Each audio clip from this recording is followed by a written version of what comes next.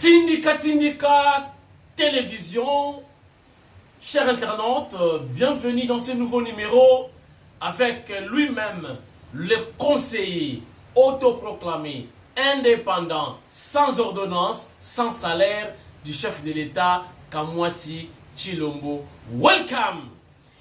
Chers internautes, désormais, bon moto ezali contraire ya bonyama. Comment expliquer yo journaliste soki nani ozo la émission oza na précision te oza koloba oh la première dame vient de faire l'accident grave sur le boulevard du 30 juin. Wana ezali bon moto to bonyama. Au monde était les cambou bien té. Aux yeux était information bien té. Maman Denise Nyakeru a ça l'accident grave. Ba memeli na hôpital. Boye na boye. Wana eza bon moto té. Bon moto ezali hein. Savoir vivre. Koyeba ko pesa information pe ya malunga. Ko inciter batu na LT. Kobwa kasoi na balabala te na misu ya batu. Ozana kati ya bus. Yeba ko pesa mbote. Yeba ko telema. Soko moni mokolo azaya ko telema yo dali ya kufanda. Yeba pe ko respecter to benga civisme. Koza na amour du pays. Kotosa bakonzi. Kotosa mibeko ya mboka. Nalingina lobake accident et salami lobby na boulevard du 30 juin ezali maman Denise Nyakeru T. Ezali première dame T, mais explication dans cette émission. Là je salue directement apôtre Jacques Tshilombo. Na idéologie, na makanisi ya kibomoto. Micro ezali koya moto na moto ayeba kazali vraiment moto ça ela kibo moto na yo o ezali contraire ya kibonyama.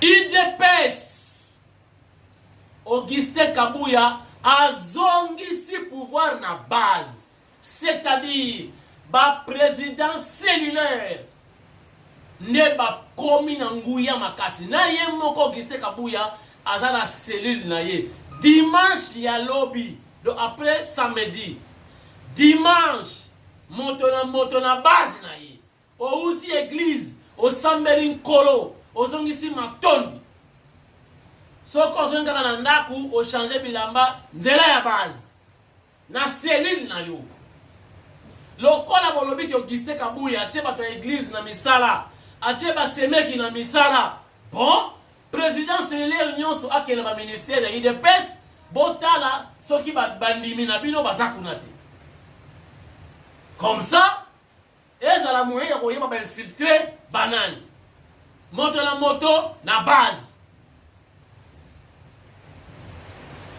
ba président cellulaire oye ba président cellulaire viva Kabuya pesi bino pouvoir azongisi bino pouvoir pour comment qui batu nyonso kaka na kata permanence na limité tozoyeba te nani madesu nani makayabu nani kwanga tala ba infiltré batu musu ba ko finga secrétaire général bato finga ba konza mboka côté auta ayebite cellule na ye eyebite fédération na ye eyebite ayaka na mbaba pine ko finga batu to yebite soka auta.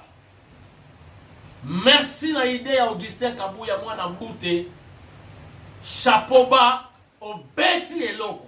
Et vous allez voir, bah infiltrés, ils vont disparaître d'eux-mêmes. Donc, si vous avez un suspect, papa yakanan. Yo cellule na yo ezali wapi. Na Delvaux et pas Berlamine. Na Cité Baudouin. Na Ngaba, na Rigini. Et pas baba Manouanina. To wapi. makambo changé. Merci na secrétaire général Augustin Kabouya. Mwana zonga na base. Président cellulaire au monde mwana otamona bien été sanction.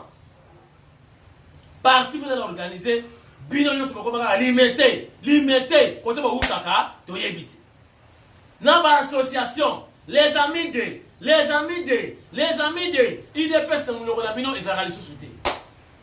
Les infiltrés. Katanga bakatanga na bakasayen na zui bakou de fil et belé bo excusez nga 2 jours dans cette émission té actualité à malonga ezalaki ti. Ebsa Rabino télévision eza master na bisoté qui à tout moment pour les gars même si tu n'as rien à dire, oza ko yanga pa mona nzela minu batala mobile kitoko. Non. Awa batala na besoin ki mobile kitoko té, c'est vrai. Télévision c'est un rapport à la télégénique. Mais mingi, on a besoin d'informations. Si il y a une fois, ils atteignent dans les quartiers. Dans beaucoup de fils, il y a Bakasaye, dans beaucoup de fils, il y a Bakatangé. Bref, dans le moment où l'émission est là. 120 millions de dollars. Angleterre a placé dans Rwanda pour immigrer nyoso. Au Bagana, Angleterre. Bon, ya kovanda na Rwanda. Donc, nous avons une base militaire. Aux États-Unis, on a une base militaire na Uganda. Si on a une base à immigrer. Idéologie à Sika. Rwanda andimi. Yo mutu moka muke. Mais andimi kozwa. Tala kimfuka ya batu. Ba islamiste, ba nani. Ba ya kovanda pa na ye. Moyena. Likonda. Yom to luka espace. Ozo luka mabele. Ozo ndima kozwa batu. Pour 120 millions de dollars. Pour quel objectif? Donc on raisonner ensemble. Chers internautes, ma solo est là pour continuer. Na tindika. Et puis, baza kolobe la paix. Ngobila. Baza kokamwa. Baza mona ba abus belé. Sanction de la rati. Baza kolobe la paix makamu ya assemblée provinciale. Est-ce que l'assemblée on est ça là? Bachaki pression na Ngobila après l'ali. Pourquoi? Président de l'assemblée provinciale. Na gouverneur. Bato peut perdre. Donc, voilà pour la loup. Donc les loups ne se mangent pas entre eux. Tant maman bête à émotion, maman président de l'Assemblée nationale, aux vacances, toqué va parler Corona.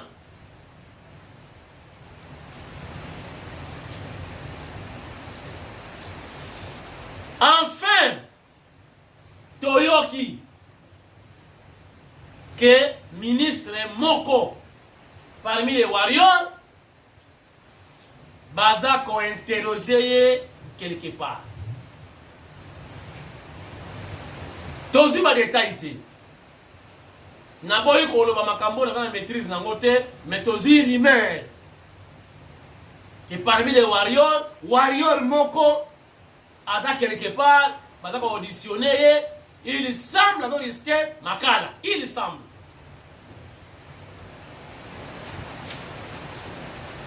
Na ko clôturer sommaire, oh là sommaire. To so la lelo. Na ko clôturer sommaire na disparition ya soliste, ancien soliste ya Zaïko, Daniel Togolanda Daniel, un grand soliste, un grand artiste pétri de talent, cher internaute, et Bembeye et Outibikili. Aucun artiste musicien.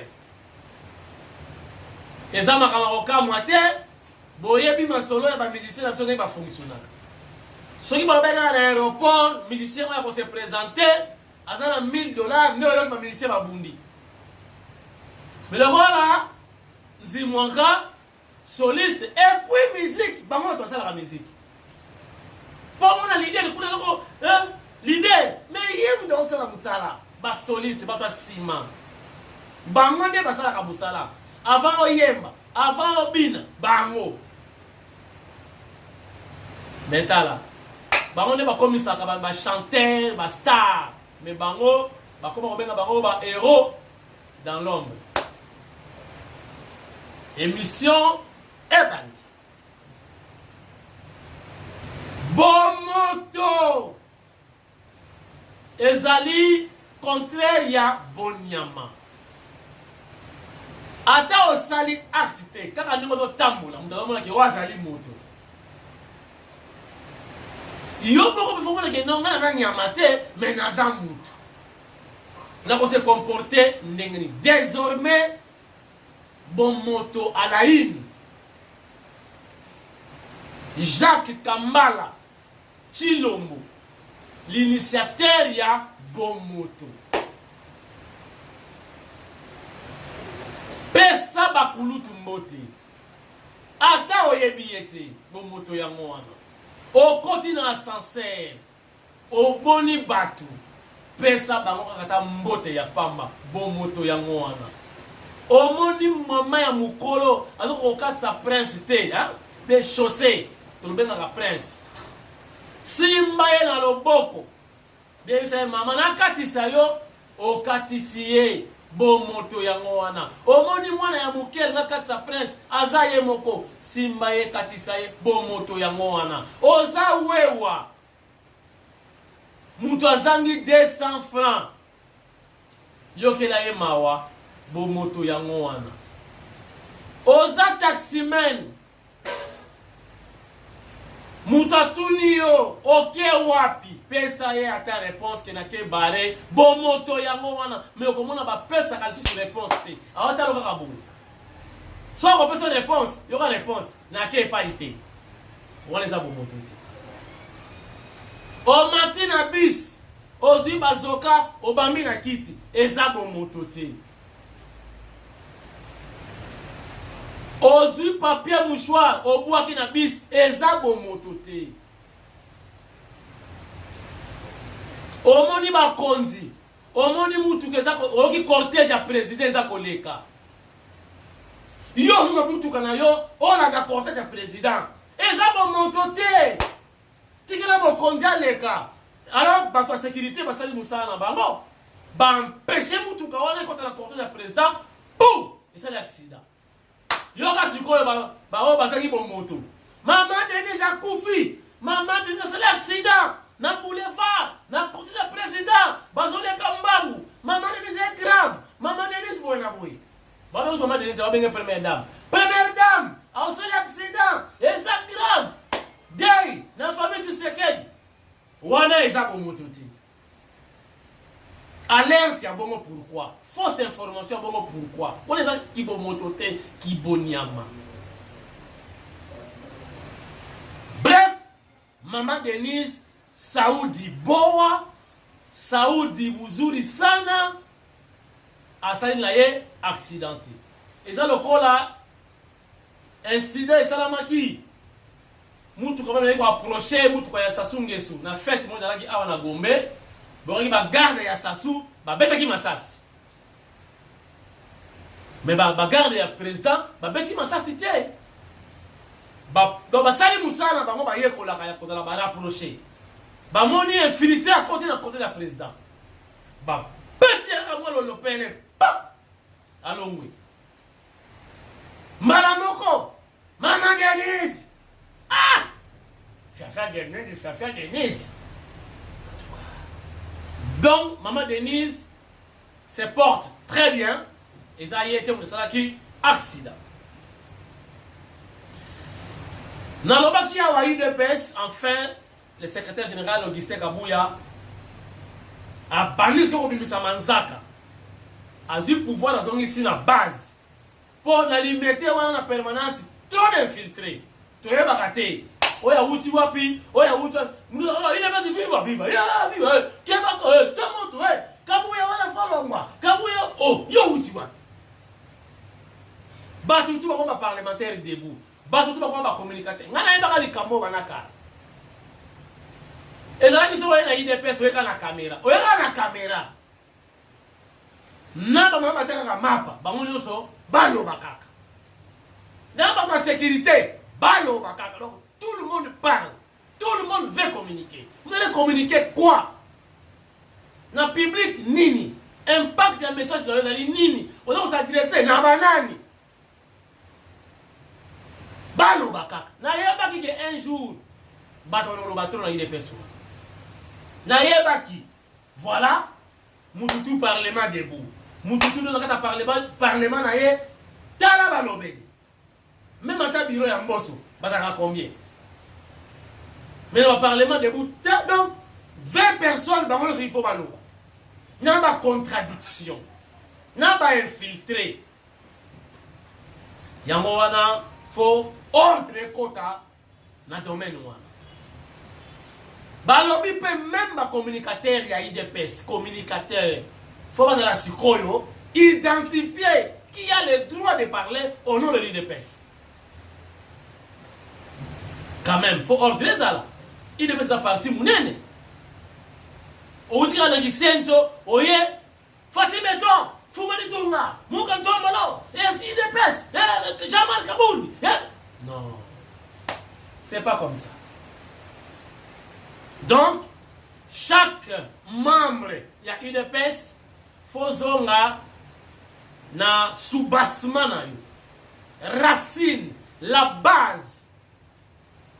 Où ils allaient diriger la présidence cellulaire avant qu'il y ait une fédération. Donc, il faut pas identifier chaque membre pour qu'il y ait quand même de l'ordre au sein du parti. Donc, chapeau bas, Augustin Kabouya pour un ordre parce que bêtise est le trop. Bakatange na baluba boza koko moko. Nazui ba accusation et outil boye na boye ba rapport. Lelo na koloba te ba yebisa kinga boye. Bakatange ba yebisa kinga boye. Cultivons la paix et non la haine, chers internautes, chers Katangais, chers Kassaïens. Vous êtes des frères. Nazo senga kutu na premier ministre Samalu Konde appelle sa son excellence Nana Manouanina Kiumba ba moyen to kitanu katanga wana to kele ko sensibiliser ba katanga na ba Kassaïen boyambana bobalana bobota boza peuple moko boza koko moko boza bandeko boza na papa moko Fatih Beton. Bon, t'as l'exemple, Fatih Beton. Combien de Katangais vont dans le pouvoir? Combien? Bassa Manoukonde, directeur du cabinet. Bassa combien? Na armée. Bino moko boyebi. Bakonzi ali kolo ya armée. Bakatangé. Directeur du cabinet ya président Katangé. Premier ministre Katangé mais Fatih Zaboulouba. Ça ne vous dit rien tout ça. Botika makambo wana boza bandeko bo se comprendre botika haine makambo eleka kala babengana ka baluba esi eleka baluba ba bosana total lelo total intérêt commun intérêt général tomeka pour mettre en fait notre pays en exergue topé ça mo ba valeur intrinsèque chers internautes. Donc, message nanga pour la Katanga, message ya paix na Katanga. Na boy ko expliquer, balo ba ya la wana train, mais ba ya côté ka biloko après bazonga. Ba Katanga non, ba non tikala, ba combien kuna tozati. Omoni Katangé, c'est ton frère. Omoni Kassaïen, c'est ton frère. Beton abet. Abou. Voilà. Botika ba message à mabé, ba message à division, ba message à incitation à la haine, ce n'est pas bon. Donc, Kagame andimi koyamba ba islamiste, ba extrémiste, ba oyo nyonso bana ba sans papier. Donc c'est maintenant officiel. Tout le monde liboso ko la blague. C'est maintenant officiel. Mais tout le monde bango na commenté. Kagame yo kabiso bien. Tout le monde a bango na commenté. Et puis Fachi Beto, c'est ça aussi le moment. Bah papa n'a biso ya kan kokolo, bah fanda ba beta masa sikala. Tinda bango kuna. Qui veut la paix prépare la guerre. On doit maintenant sécuriser l'est du pays. Parce que les signes sont là. Kagame veut à tout prix nous attaquer de nouveau. On doit se préparer. Fachi Béton, on doit se préparer. C'est ça. C'est le moment, flèche dire. Toboye dans la trop tard. Basi bakangi tout que nous récupérer. Non. Tout ça là déjà wana. S'il faut qu'on tient ma barbelé, il faut qu'on tient ma barbelé qu'on a déjà. Donc, moi, le président Manaka a accepté de recevoir 120 millions de dollars pour la récupérer sans papier à Londres. Donc, ça li base. Ok, Londres, bare foulé yo. Tala, kobo kanguna à Londres te, Congolais bakamwe baby. Ok, kuna mbogi ngunde simité, on te récupère. Où? Oye ko basiko kinya Rwanda. Siko kuta ina basoda Rwanda, ona ni Congolais. Kuya kwanza, ale makamate, mubu. Ah! Oko zobena chapada. Donc bana lelo bana mai ngunda na Londres abuo pia komekate o mekani o bakubakiri ale kuna Rwanda wo.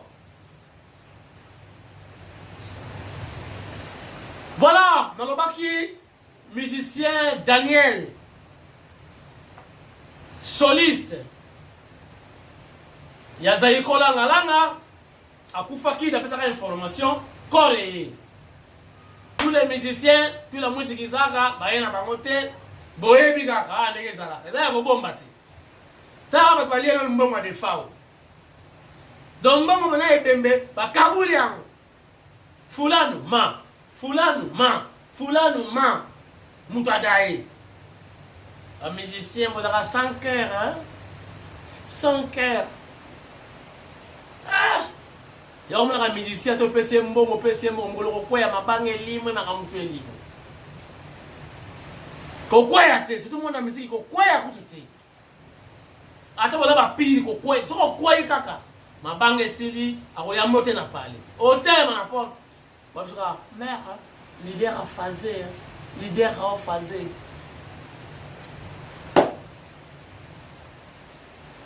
Assemblée provinciale. Bazo bona ko ngebo sala ka te, boyebi ke tona ba ministre provinciaux, boyeba ka. Tona assemblée provinciale, tozana ba ministre provinciaux.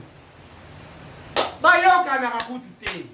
Moi, ma ministre Nyonso Bazali, il y a santé, intérieur, tout ça. Ma profession, là, on peut bazala. Donc, il n'y a pas d'existence là, on peut. Bon, on a pas bi, zangre kangama, bazo benga la mama bateka te. Mais batika ba indien bateka. Bazo teka na bula fufu na alimentation. Ba mère na biso bateka te. Donc, là, on tika li bateka na tige à cigarette. Bamba benga na bamote, baza protégé. Ben bota la alimentation ngo, maison de sécurité ekenge la bango, ya nani? Bon comprendre, ya nani? Ya yet. Donc abenda kali konda pe ba bato wana.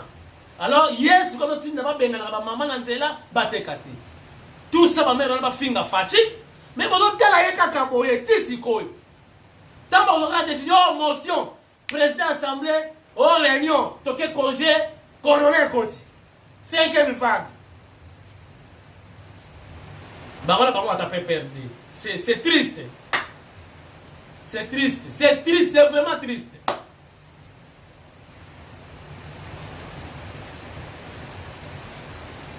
Nayo kilo mo kondombo ka keneko inauguré site moko tokolobelango na émission da Boya. Nasuka na koloba et ça rumeur l'un des warriors va auditionner. Il semble à la situation actuelle au Tozalango Boyebi.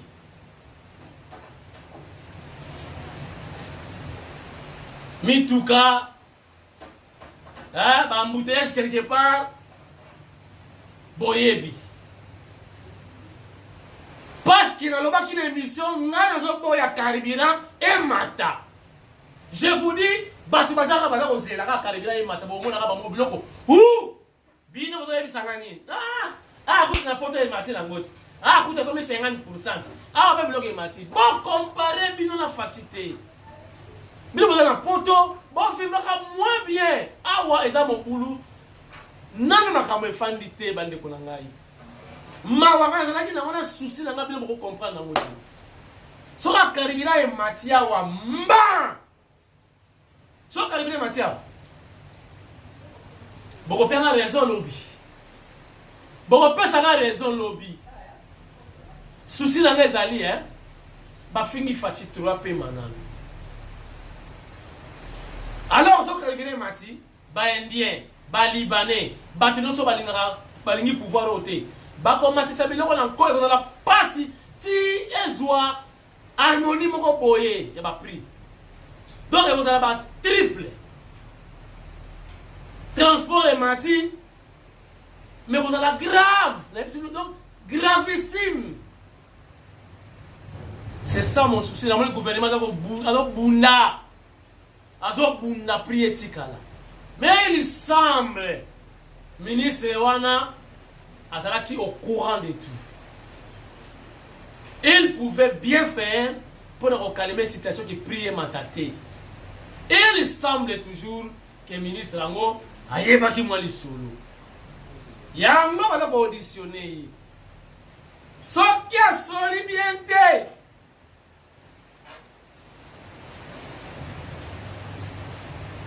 Munzila Selembao na kosuki sa émission na message mais na kopesa ba Congo po balinga banda campagne et puis babeta batutonga ya pandémie oyo boyebi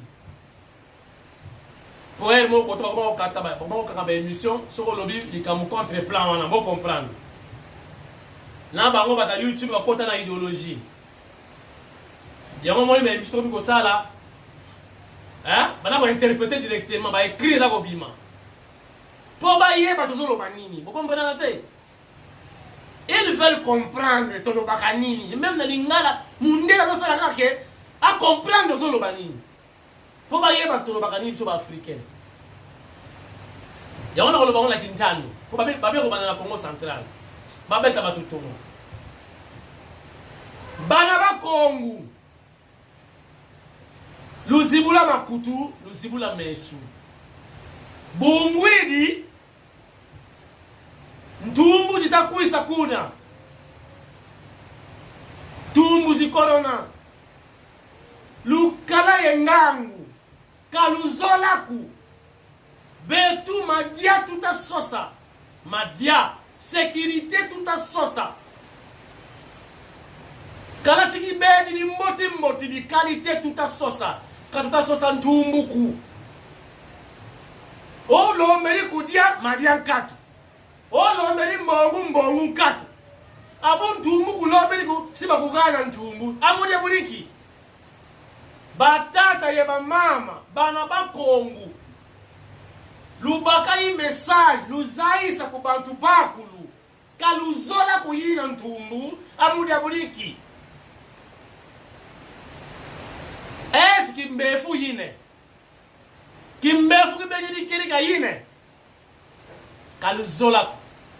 O mwenye mtu katakuisa ya ntumwani lunzuba kaluzola